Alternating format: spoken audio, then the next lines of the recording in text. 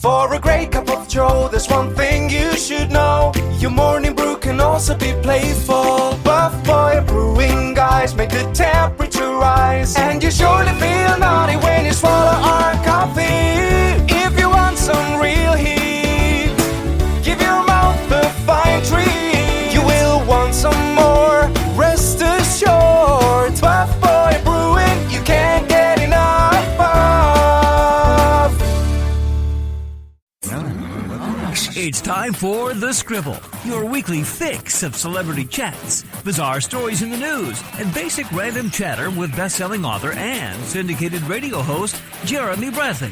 Make sure your seat is in the upright and locked position and your barf bag is securely in place. Here's Jeremy Bradley. Thank you very much, Larson. Jeremy Bradley here. This is The Scribble, and thanks for tuning in at thescribbleshow.com and on SoundCloud and iTunes.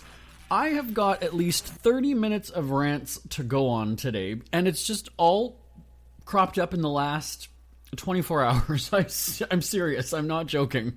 There's just been a lot on my mind. You know how some days you can just go on a rant and everything pisses you off and bothers you, and you've got an opinion and you just have to say... And then there's other days where I just don't even feel like talking some days. I'm like, I don't have an opinion either way on this or that or whatever. I'm just mellow. I'm just cool. Today, for some reason, about 20 minutes before I came in today, I was like, you know what? This is pissing me off. This is pissing me off. So, well, no.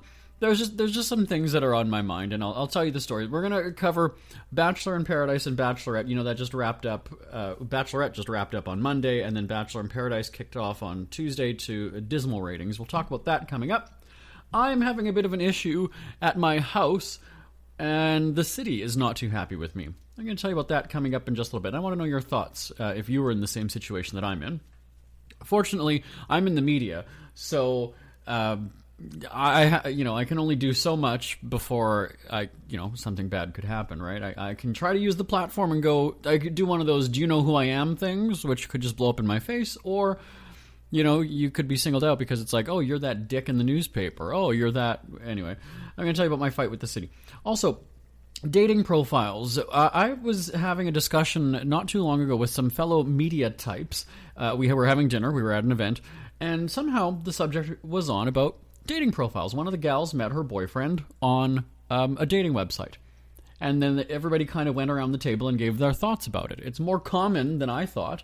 But I, again, was an outcast of this conversation. I'll tell you why about dating profiles.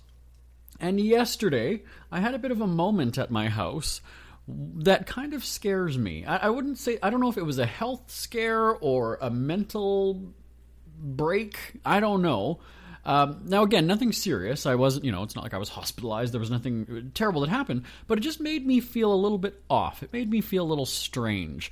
So these are the stories we're going to talk about today. Hopefully you'll tune in. The great thing about this, though, is that you can kind of, once you download the podcast, you can kind of jump around. So if you think one story is boring, you can go to the next one. Different than on a radio station where I lose you. I lose you after a few minutes if you're not interested in what I'm talking about. But I hope you'll tune in again. Bachelor in Paradise, my fight with the city, dating profiles, and my scary odd moment at home yesterday. It's all coming up right after this break here on The Scribble. Who are the Kardashians feuding with now? What did that little thug Justin Bieber do this time? Who's getting hitched? And who's headed for Splitsville? Hear the latest celebrity news and gossip every day on Entertainment Wrap-Up. The good, the bad, the ugly, but mostly the ridiculously hilarious. It's all recapped in this daily segment at entertainmentwrapup.com. Have a laugh at the expense of the rich and famous when they take themselves way too seriously. It's 3 minutes of time-wasting fun at entertainmentwrapup.com. Check out Entertainment Wrap-Up at entertainmentwrapup.com. Brought to you by Speak Free Books. Ever had something to get off your chest but never had the balls to say it? That's a load of crap. Speak Free with JB.com is exactly what you've been waiting for. Your chance to tell it like it is and not care what anybody else thinks. Have your say on issues of the day. Join newspaper and radio columnist Jeremy Bradley as he tells it like it is. Hundreds of thousands of people have stopped by, including some well-known celebrities who have had a chat with JB and speak candidly about what's really going on in the world. You can join them too. Have a rant or a rave. Be brave and head on over to www.speakfreewithjb.com now. Here we go. Jeremy Bradley here just had a sip of water. And I swear to you, again, not even 10 minutes before we were about to do the show, and I was like, I'm going to have to talk. I've got 30 minutes of rants today. We don't have any celebrity guests. We don't have anything, planned going on. I will tell you, though, that either next week or 2 weeks from now, we do have some celebrity guests because my birthday radio broadcast, parts of it were taped earlier and some are still being taped, and we're assembling it. It's not a live show, but we do have some interesting celebrity guest segments, and we're going to use those on the podcast. We can't play them on the podcast because they're recorded for radio, and we can't sort of scoop our own radio shows, right? That would be awkward. So once the birthday show airs on the radio, we'll have those clips here on the podcast for you as well. Now, speaking of shows, Bachelorette wrapped up on Monday. What's her name picked what's his douche, and in all honesty, I went into the season finale on Monday not even remembering the two guys' names. Now I remember them, Blake and Garrett, because I'm like, those are two really dangerous names, aren't they? But I don't even know which one she picked. And even then, when I was live tweeting on Monday, people were tweeting me going, oh my god, I didn't see that coming, and people were DMing me asking, who I think she's going to pick. And I said she's not going to pick the crier. So however many weeks of this show that I have been tweeting, I didn't even know the crier's name. I just knew that he was a big crier. He was a crybaby. He cried about everything. He cried when he was happy, he cried when he was sad. And so I figured that she was not going to pick him. Well, apparently she did pick him. What his name is? I swear to you, I don't. And I think that's what's interesting about these shows now. I had to laugh because if you don't follow The Bachelorette or Bachelor, what happens is, it's 20-some people that are competing for the opposite gender's affection. Temporary TV love, I call it. But what ends up happening is as the season goes on, there's typically two people have really big conflict. Coincidence? I don't know. But obviously every season this happens. And then what happens later on as they go is there's a 2-on-1 date. So in this instance, you've got the Bachelorette, and she has two guys that she goes on a date with. Typically one of them gets sent home at some point during the date, or they could both go home.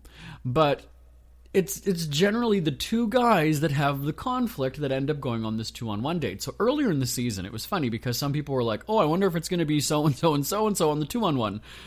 And I was like, you know what, now you're getting it. Now you understand how the show is cast. You understand how it's scripted in that regard. And there you have it. So the drama, now that you know that it's manufactured, it's kind of less interesting then. It's sort of less entertaining when you know it's set up that way. Now, fast forward to Bachelor in Paradise that premiered the next day, so that was Tuesday. Bachelor in Paradise premiered, and there was this guy, Colton, and if you're following the show, then you know who I'm talking about. Colton was on The Bachelorette that just ended on Monday, but of course all these shows are taped months in advance. So Colton is the virgin, and he had a thing with a previous Bachelor contestant, her name, Tia. So Colton and Tia had a thing, and it kind of came out on The Bachelorette. Well, now that Bachelor in Paradise is happening in Mexico, Tia was there, and she's all about, oh, I want to see Colton again, I want to see Colton. Colton wasn't part of the first string of people that came to not to the island, but to the Mexico resort where they are. I say that there's going to be like a hepatitis or a syphilis outbreak when they're there, but anyway. And so, lo and behold, she was not there, so she has to go on a date with a guy, and she totally forgets about this guy, Colton. She has a great time. Well, who do you think shows up the next day? Like, isn't that just a coincidence? Of course Colton's not going to be there right at the beginning, because they've got to play with her emotions, right? They've got to screw with her. They've got to F with her. Can I say it? This is the podcast. They've got to fuck with her. That's what they have to do. I'm allowed one of those, I was told. So they're going to mess with her emotions. She's going to like this guy. She's going to forget all about Colton. Next day, Colton shows up. So the ratings were down about 31% based on last season's premiere. Now, of course, they also make these excuses that, well, last season it premiered on a Monday. This year it premiered on a Tuesday up against America's Got Talent versus American Ninja Warrior on NBC. Nevertheless, it dropped 31% of the audience compared to last season's premiere. And I don't know if I can chalk that up to saying, last season there was that big scandal, right? There was that whole hot tub drunkenness, shutdown production, which then potentially had people tune in to see what was going to play out. So that's also what people were banking on last season's ratings. But this year, I don't know. And again, it's kind of like American Idol, where after so many years, you kind of just fizzle out and people don't care. Now, with something like, an American Idol kind of had the same thing where people were like, oh, the voting is rigged and it's, the producers are deciding who wins and the people don't even sell records, so how do they win a show like this? And same thing with Bachelor in Paradise. You know that these two people that have conflict are going to be paired up on a date and the fireworks are going to continue and the Bachelorette is going to step away at a convenient time. The guys are going to have a confrontation. Right as it's about to boil over, she's going to magically return, make it awkward for them. Like, it's kind of staged that way. So I had to laugh at some of the people who were tweeting me during the Bachelorette finale, and then even I was looking at my tweets because, I've got a significant audience on on Twitter, and people were just not liking, they were not replying to the comments, they were not retweeting, and I thought, am I just not funny today? Like, why doesn't anybody care about me? Why doesn't anybody like me today? And then when the ratings came out the next morning, I was like, okay, no, it's people just didn't like Bachelor in Paradise. That's point blank what it was. So if you're watching the show, I'd love to hear your thoughts. You can email me. I don't believe that I'm live tweeting the rest of the season just because it's maddening. And quite honestly, people, when I do tweet and I mock these people, because there's really no serious tweets that I tweet during Bachelor or Bachelorette. And then people will try to fire back and say, well, you're just as big a loser if you're watching this show. What does it say about you? You're watching the show. And I always give my mic drop moment of, yeah, I'm getting paid to live tweet and drink and watch this show at the same time. So, eat me, basically. But with this, I can't justify my Monday night and my Tuesday night. Life is short, right? And even when the Bachelorette finale was 3 hours, I was kind of like, I don't want to. It's essentially my entire evening. And I don't care to do that. So anyway, send me an email if you are watching Bachelor in Paradise, live@jbonair.com, live@jbonair.com. I think I will be recording them and just sort of watching them at my own leisure this summer, but I'm certainly not watching it in the moment, live tweeting. I just don't care to.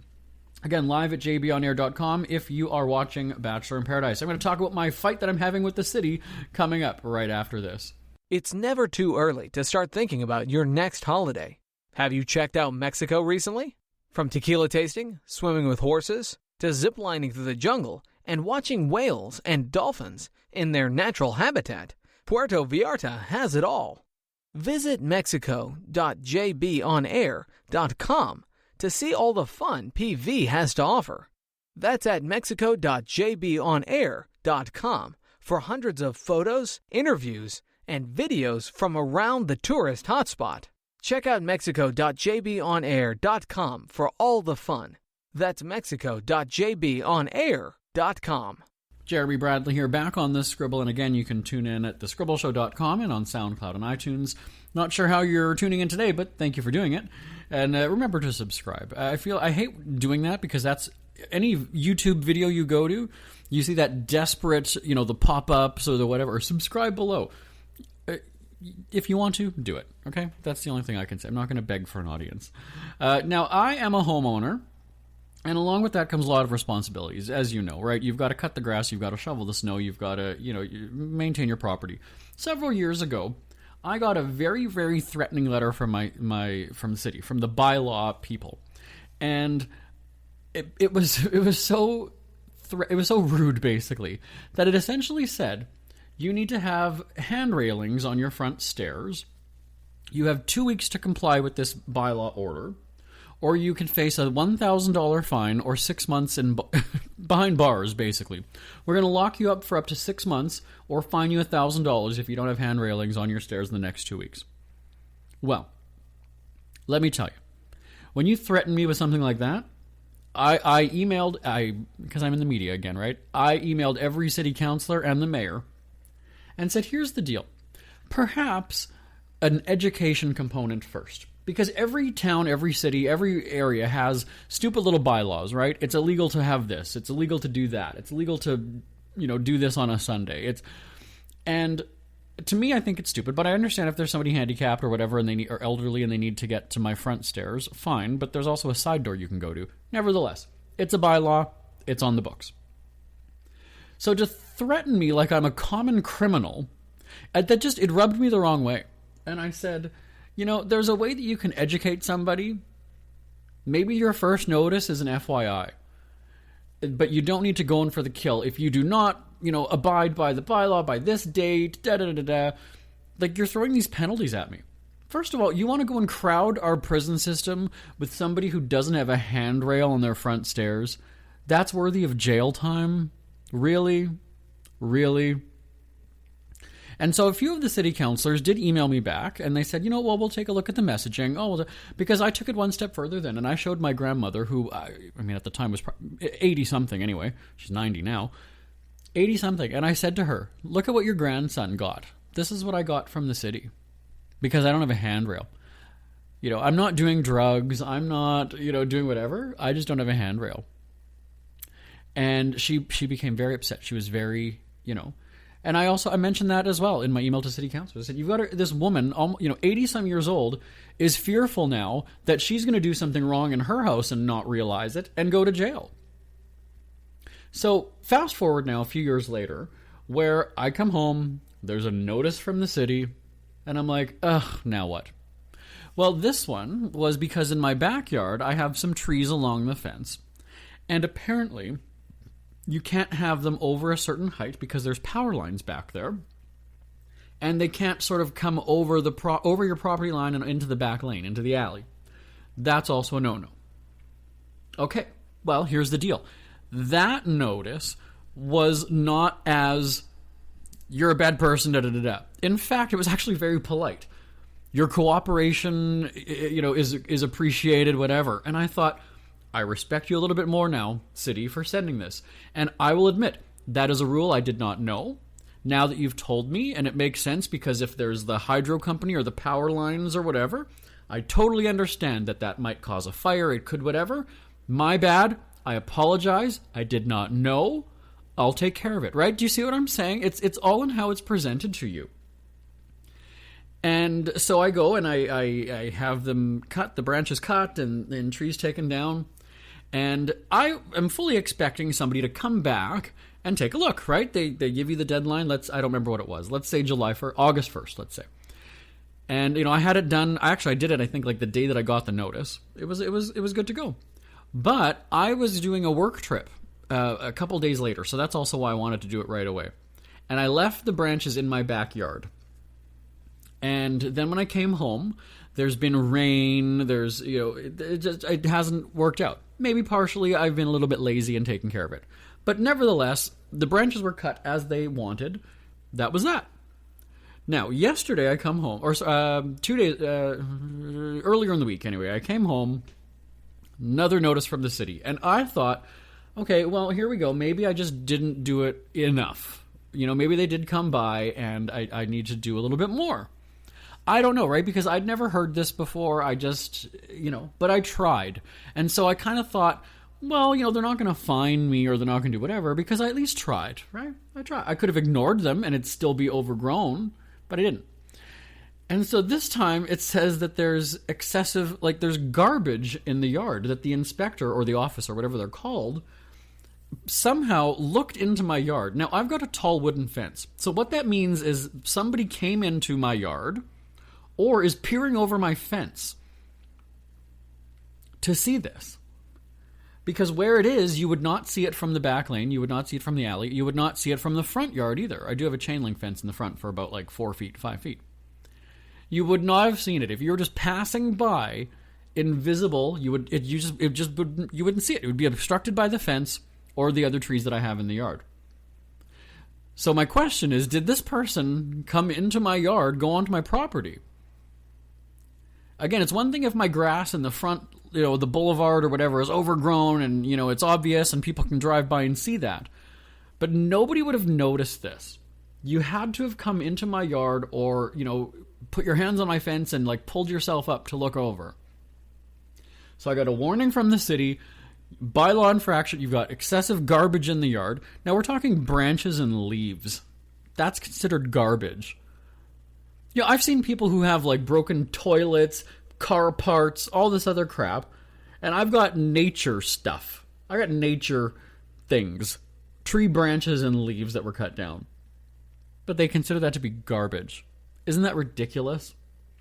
So now again, the same thing is that I get a saw and I had my parents come over and we spent about almost 3 hours in the humidity and the heat, cutting this all up, boxing it up, putting it into those compost bags, or not compost, but the, whatever. And I just thought, again, there's so many other things that you can be picking on in the city. Like when I go and walk my dogs, we go past a big field where there's train tracks, which is city property. Sometimes the grass there is way more. The city bylaw is 6 inches. Your grass has to be 6 inches or shorter. That is almost like weeds, almost taller than my dogs. And I kind of sit there going, isn't that interesting that they get all the time in the world. So if I were to phone that in and give them 3 days to take care of it, like they would with a civilian who's got a bylaw infraction, if I tell the city, you know what, this is overgrown, you need to follow your own bylaw. Do you think they're gonna do anything about it? My parents had told me when they were over that there was a tree branch that had come down. It was on the boulevard, so it's a city tree. It's not my parents or whoever's responsibility.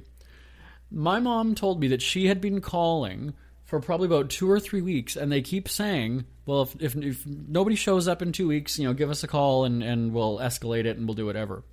That has been about 3 weeks, almost a month now, that there's a big branch that fell down, is kind of laying, either on the sidewalk or whatever, and the city still hasn't come pick it up. But they had the time to come by my house at least twice and snoop in my yard and check that out. I'm very interested. I would be very interested to see what a city councilor or, and here's the thing. I talked earlier about my birthday show that is happening on the radio. The mayor of my city was one of the surprise guests that called in.